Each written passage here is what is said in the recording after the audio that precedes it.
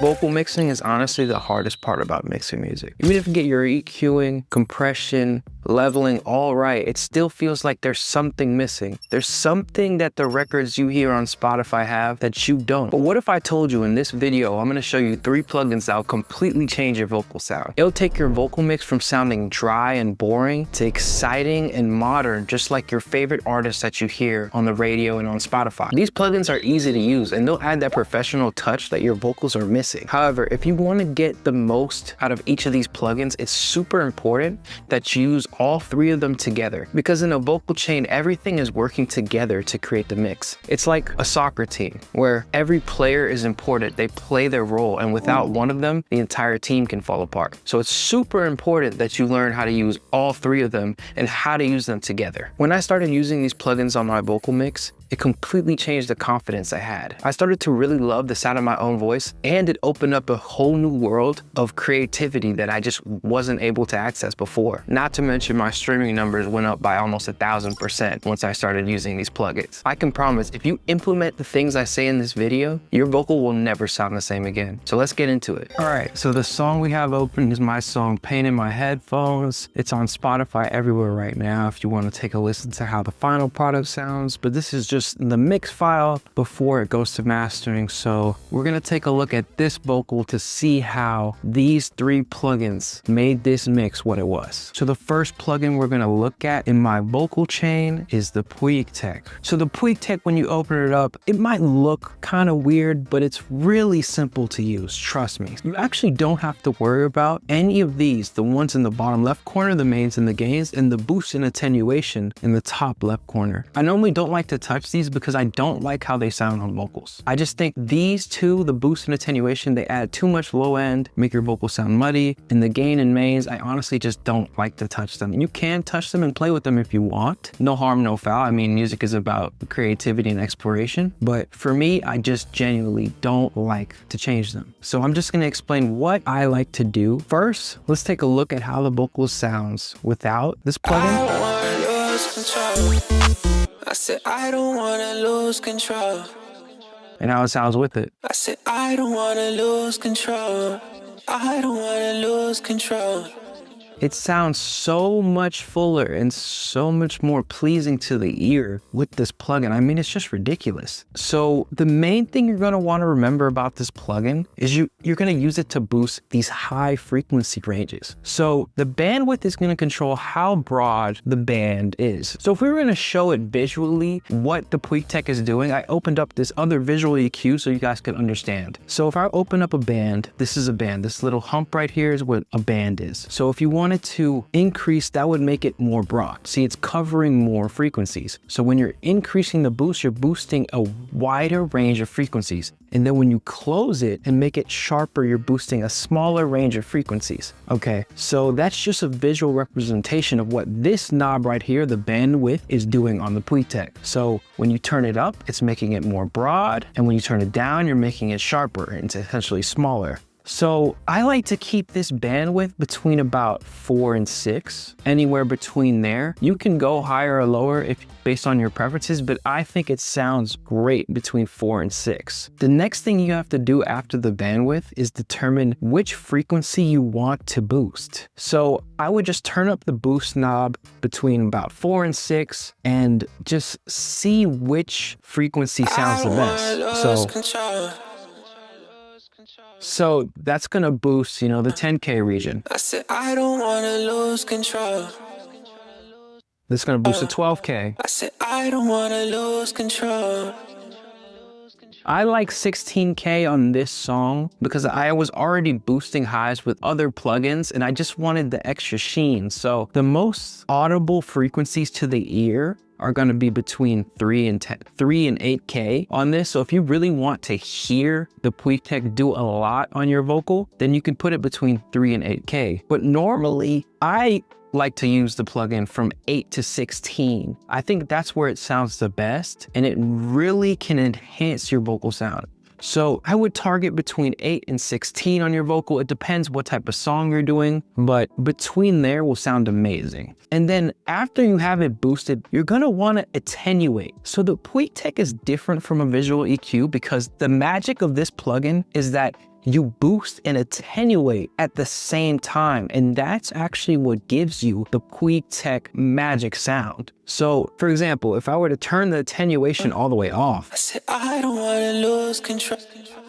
see, it sounds weird. It sounds crisp, but it's missing that body. See, and when I add the attenuation, I said, I don't wanna lose control. you see the smoothness. It's just a smoothness that it adds that just isn't in the other plugins. It's just amazing. And then the final thing you need to do are really simple, so I just saved them for last. You can choose between 5 or 10, which is gonna change the attenuation level. For this song, I picked 10, but most of the time I do pick 5. But for this song, 10 just sounded the best. And then the low frequencies, even if you have the boost and attenuation on 0, the low frequency you have targeted on this knob will change the sound of your vocal. So I like to keep it either on 30 or 60. For this song, I picked 30, but you can experiment with whatever sounds better. I think this plugin is really simple. It gives you a little room to explore and just discover what is gonna sound best on the track. But I have given you some parameters or some guidelines where you'll be able to get a good sound if you follow the instructions I gave you. And that's pretty much it for this Puig Tech. So let's move on to the next plugin. The plugin we're gonna be talking about now is the CLA76. And this one might have the most dramatic effects. So let's see how the vocal sounds without the Puig Tech and without the CLA76. I don't wanna lose control. I said, I don't wanna lose control. You see, it just sounds a little uneven and thin, but we put them both on. Look at this. I don't wanna lose control. Thick, full, and if I play it with the beat, just look how it sounds. Lose control. I said, I don't wanna lose control. Got me vibing, man. So yeah, like when you use these two plugins together, it's just magic. So I'm just gonna break down how to use the CLA76. It's really simple. The first thing you're gonna wanna do is change your ratio to all. I really like to keep the ratio on all. I think it's gonna give you the best sound. If you're doing acoustic music, for example, if you're singing on like maybe just a plain guitar, 4 might sound better because it's a little less strong. If you're doing rap or pop or any of those genres, I would definitely choose all. I think it just sounds the best by far. So after you put the ratio on all, I would turn up the input and output and find the right settings for you. I would start at about -30 for the input and about -20 for the output and just experiment with what sounds the best on the track. Every track is gonna be different. This is a pop track, so the beat is really strong. So I needed a little more input to really make the vocal cut through. Let me show you what exactly they're doing so you know what to do. Let's see. See, if you turn the input all the way down, nothing's running into the 76. The input is going to control how much of the signal is running into the 76. For example, if you were to turn it all the way up, the vocal would be getting compressed crazy. So let's say if I turn it all the way up,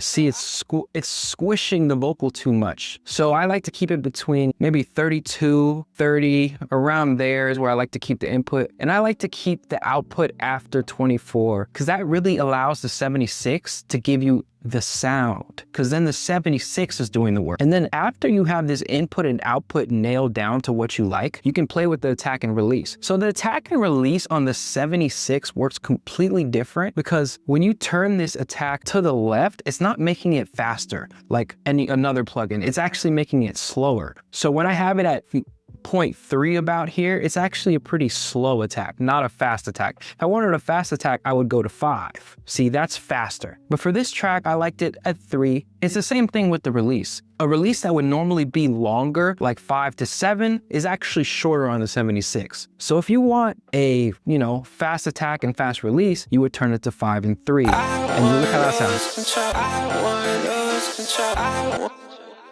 It sounds good too. I mean, you can't really miss with this plugin, I'm being honest, but it's all about the settings that you want, what you're going for. So for this one, I just liked how it sounded more open. I didn't want too much compression. So if you want to compress stronger, you're gonna go faster attack and slower release. The compressor's gonna compress faster and hold that compression for longer. And if you don't know what compression is and you want to learn more about all of this stuff, I have a full vocal course in the bio if you want to learn more. But I'm just trying to cover exactly what the 76 is gonna do right now. So yeah, I like to keep the attack anywhere between 3 to 5 and the release between about 3 to 6. And I just experiment between there when I'm mixing tracks and see what sounds better for me on that track, because every track is unique. But I can guarantee this plugin is gonna completely change your mix. If you're not using this plugin, you're messing up. So that's pretty much it when it comes to the CLA 76. So let's move on to the final plugin of the video. The final plugin of the video is actually the API 560. So let's hear how this mix sounds without all three of them. I don't wanna lose control. I don't wanna lose control. It sounds dead. Like I literally can barely hear it. Look how it sounds with all three of them. I said I don't wanna lose control. I said I don't wanna lose control. And honestly, this plugin might be the simplest one of all of them. So I have it at the very end because I just use it to shape my vocal. The vocal already has its character by this point, but I really just use it to shape it into its final form. So each knob here responds to a frequency. So this is 1K, 2K, 4K, 8K, 16K, and all of them respond to a frequency, and you can boost them or decrease them as much as you want. This output is going to increase the strength of the plugin. I like to keep it at 0. I don't really use it. The analog, I keep it off. If you want to put it on, it can add a little bit of analog warmth to your song, but I normally keep it off. What I really do is use this to add a little bit of extra sheen. So this 8K, 16K, 4K, you can boost all of them and it'll add a little bit of like a character. I mean, it depends how you want to shape your vocal, but this 16K is going to add a lot of sheen. So let's hear how it sounds if I boost it. I said I don't wanna lose control. You see how crisp that sounds now? And this 8K is gonna increase, more of the audible range. If your vocal is not sticking through the mix, you can increase the 8K through 1K region. And that region is really the audible frequencies, the mid ranges. And the mid ranges are really gonna control how your vocal is being perceived, how your vocal is really heard through most speakers, because the mid range frequencies are really what people are hearing. So if you want your vocal to cut through the mix, I would focus on boosting 8K, 4K, 2K, or 1K, or even decreasing them if you feel like some of those frequencies are bothering you. So see how this... I said I don't wanna lose control. See how it sounds way brighter?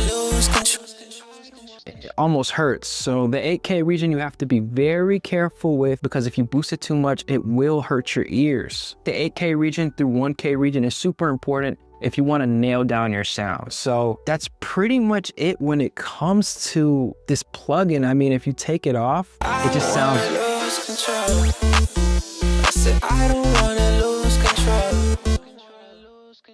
The whole mix just sounds a little more dead. I know you might not notice it, but if you listen to the final master of the song, I can guarantee that if I took it off, the mix would pop way less. And on certain mixes, I go crazy with the API 560. I mean, I might boost it by 2 or 3. I mean, it just depends on the song, but you're gonna love this plugin. I mean, this plugin's fun to play with and you can really get a lot out of it. So yeah, that's pretty much it for all the plugins. I mean, if you wanna hear this, how the final version of this song sounds, I'll leave a link to it in the bio if you want to hear how it sounds fully mastered. But yeah, that's pretty much it for all 3 of the plugins I was going to cover in this video. And if you want to learn about the rest of these plugins on my vocal chain, I have a full vocal course in the bio that you can watch completely for free, and I'll go into detail, even more detail on these plugins that I just covered. I'll break down the history, what each individual knob is technically doing if you're more into that stuff. So yeah, in this video I was trying to give you an overview